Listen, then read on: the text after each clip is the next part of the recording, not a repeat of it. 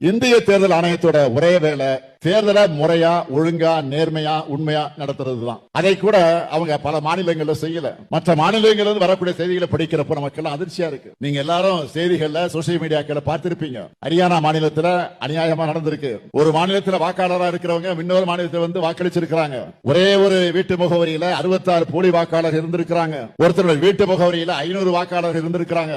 அவங்க எல்லாரும் வேறு மாநிலத்தை சார்ந்தவங்க.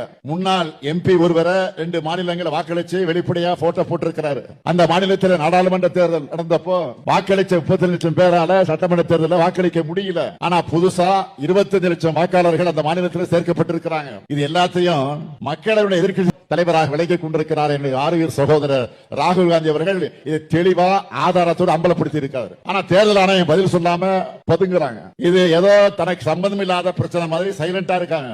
இந்த சூழ்நிலையிலாம் தமிழ்நாட்டை சார்ந்த ஒவ்வொருவரும் வாக்காளர்கள் கவனமாக இருக்கணும். உங்க பேர் வாக்காளர் பட்டியல் சேர்க்கப்பட்டிருக்கான்னு பாருங்க. உங்களுடைய வாக்குச்சாவடியில போலியான நபர்கள் சேர்க்கப்பட்டிருக்கிறாங்களா என்பதையும் கண்காணிக்குமாறு உங்களை நான் விரும்பி கேட்டுக்கிறேன். வாக்களிக்கிறது ஒவ்வொருடைய ஜனநாயக கடமை, ஜனநாயக உரிமை. அதை யாராலும் தடுக்க முடியாது. தேர்தல் ஆணையமே செய்ய நினைச்சாலும் மக்களாக நீங்க தான் தடுக்கணும். உங்க உரிமைகளை நிலைநாட்ட, உங்கள் நலனை காக்க, இந்தியாவில் தலை சிறந்த மாநிலமா தமிழ்நாட்டை உயர்த்த எல்லா வகையிலும் இந்த முத்துவேல் கருணாநிதி ஸ்டாலின் செயல்படுவேன் உறுதி அளிச்சு விடைபெறுகிறேன்.